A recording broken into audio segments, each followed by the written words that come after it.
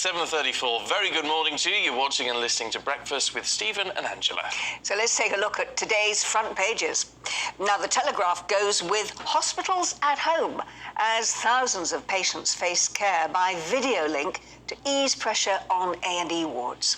The Sunday Express says Rishi is at war over migrants as the Prime Minister plans to take on civil servants over the asylum crisis. The Times features Housing Secretary Michael Gove's admission that faulty government guidance was partly responsible for the Grenfell Tower fire. And the Sun on Sunday covers Strictly Come Dancing stars who were apparently involved, or at least saw, a 3 a.m. street brawl in Leeds. Yes, when you read the story, it's not quite what the headline suggests, is it? Quite, No. Now, time to go through the papers in detail now, and joining us this morning, Deputy Editor of Spike, Fraser Myers, and joining him is writer and columnist and journalist Emma Wolfe. Emma, we're going to start with you with a story about Keir Starmer on the front page of the Telegraph. Yeah, Labour being hypocritical. Who would have thought it? Let me take you back to Reigate Grammar School in the 1970s. Keir Starmer has vowed to remove charitable status from independent schools. And guess what? It's emerged that actually in 1974, he benefited from charitable status at his fee-paying, it became a fee-paying school, Reigate Grammar School, and was given a bursary to attend because he couldn't self-fund. And I think a lot of people, myself included, who went to private schools, went to an independent school, but are constantly being slammed for being rich and paying fees and all of that, whose parents couldn't pay and who got a bursary, who got a scholarship, will feel, you know, that this is more Labour hypocrisy. We've seen it with Diane Abbott, who actually, you know, talked about abolishing independent schools, all of that, and then sent her son on the quiet to a fee-paying school. And I think we need to really think carefully about, well, firstly, labelling everybody who goes to independent schools as wealthy loaded, because they're not. No. It enables a lot of poor children. Scrimp and scrape, don't they, to do it? And in this country, you can spend your money on what you like. You can buy posh, expensive cars. You can go on, you can go on expensive holidays. But if you dare to save up your money and pay for your children to go to private school, you're a toff, you're a snob, you're wealthy and rolling in it. Yes, but it's not fair to say he's being hypocritical, is it? Because he's pulling away. There's a wonderful quote in this. He wants to kick out the same ladder that benefited him for other people. But it wasn't his decision to go, was it? It's his parents' decision. But he had the advantage. And he had the benefited advantage from of it, but you don't have to then, because your parents have decided to do something for you as a child and you've had the advantage of it, doesn't mean you have to like it, doesn't mean you have to support Oh, it. I think it's pretty clear. If you were at school, a fee-paying school, on a bursary, you should acknowledge that that system helps people like yourself, like Keir Starmer. I did all right at a comprehensive school. But I'm not... but it doesn't mean I have to turn around and say, well, comprehensive schools are the best thing ever and let's support them forever if I was a politician.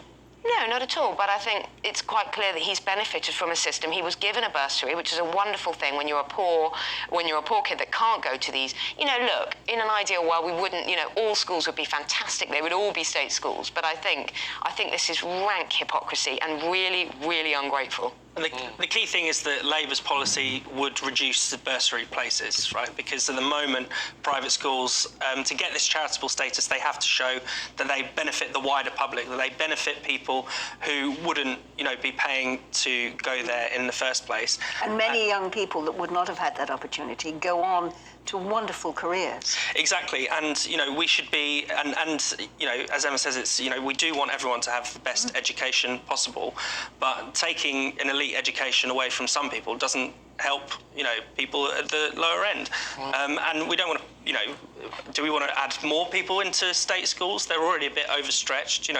The average class size well over 20, some pushing 30.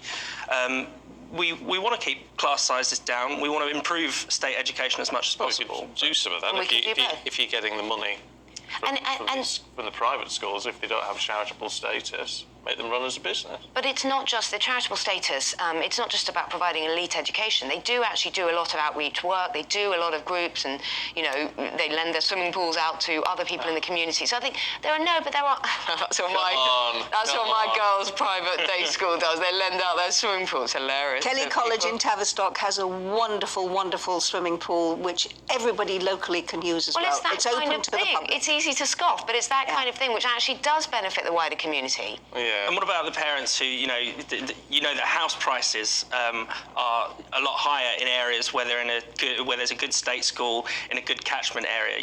There are parents who get their kids in to the best schools that way. I don't think we should look down on that or anything. Parents want to do right by their kids, but it's kind of the same thing is going on. Well, look, I would like your thoughts on this. I don't know. Am I the only comprehensive child here? No, you can't.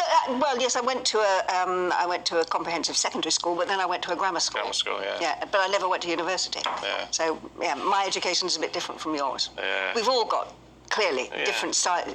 Yeah. But I think you've got a point. I really do, Emma. That parents can spend their money the way they choose, and if they want to give their children an opportunity of getting a good education, why would they be? It's what you prioritise. It's what you care about. And why there would are they not certain be things allowed in this to do country it? that it's fine to spend your money on, and if there are certain things charities, that it's absolutely not. And if there are trusts that are prepared to help, the kid from Hackney, from Liverpool, from wherever, that is not going to get a decent education because perhaps the state school in their area is not very good, what a wonderful opportunity to be able to send them to another kind of school. Although I have to say... And actually tap into that child's educational potential. Absolutely. I think you're the odd one out here, Steve. You may not be the odd one out as far as our viewers are concerned. Yes, let us know. GBNEWS.uk. Yeah, I don't know. And also, Labour have not been clear. They didn't recall who paid for his fees. So, let's at least be honest, Starmer. So, Keir Starmer, let's be honest. Let's have a look at the Mail, should we? Move swiftly on to something not very controversial. Oh, no. The army spied on lockdown critics, says the Mail on Sunday. Yeah, this is an extraordinary story that there's a division in the army called the 77th Brigade, and it's set up to kind of combat foreign disinformation. You think about Chinese or Russian actors spreading harmful rumours, trying to destabilise the UK. But actually, during COVID and during the lockdown, they spent a lot of their time spying on British citizens, on critics of the lockdown, including David Davis, the Tory MP and former minister. They were spying on Peter Hitchens, the Mail on Sunday columnist, and Toby Young, the head of the Free Speech Union and who started the Lockdown Skeptics blog. So it's just this kind of another reminder that during that period, during the pandemic, we gave up so many of our freedoms, so many things that we thought were just the most basic kind of liberties were just washed away. Not only were we forced to stay in our homes for, apart from some very minor exceptions. You might be alive today as a result.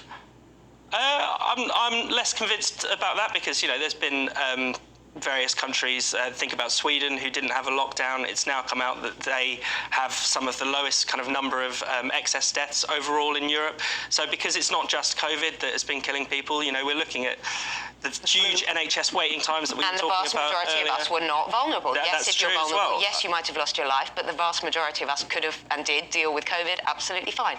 I was thinking about this the other day, that we were told we were not allowed to leave our homes.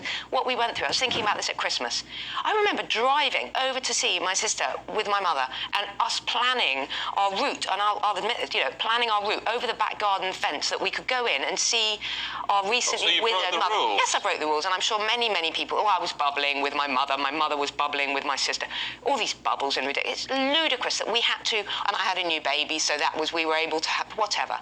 Well, the fact that we had to justify, if we were stopped by the police, where we were going on Christmas Day, why we were in a car. I think it's absolutely ridiculous. When you think back what we went through and how our freedoms and our basic human rights were curtailed, it's astonishing. Totally unprecedented. More restrictive than wartime restrictions, far more so. I think there was one human rights.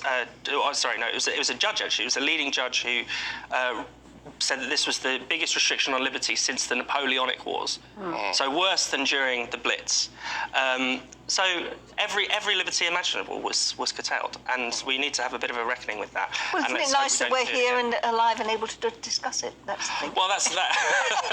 Can I go to the front page of the Daily Star? Because I think we may well have it already, but it says Dunkin' Donut on its way. It's an extraordinary picture. It doesn't mean that we're all going to be... It's not a scientific drawing, is it? It's not a scientific drawing. It doesn't mean... From the Daily Star? It's not the Star, scientific? no, it doesn't mean we're all going to get get donuts free. No, it's a bit more serious than that. It's not an isn't it? avalanche of donuts. No. Yeah, well, I prefer the beast from the east, but anyway, this is the dumping donut, which is on its way. We thought January was on its way out. Finally, this month has lasted forever, but apparently not. Another polar freeze is on its way. There's this 3,000 wide circle of winds, which is coming from the top of the world. The North Pole, and it's going to bring another freezing cold snap by next weekend. So there we go. Oh dear, How depressing. Just pruned the roses. Yeah. Buy another hot water bottle. They're going to kill the roses. And I think it might be a bit more serious than that, Stephen. I'm sure the whole country's going to break down and we're going to act surprised as if, it never snows. Oh. Every year, it snows every year, and yet no one seems to be prepared for it. Get your snow boots and your sledge out. That's it. Yes. Onwards and upwards, that's what I say. Thank you both. We'll catch up with you a little bit later on.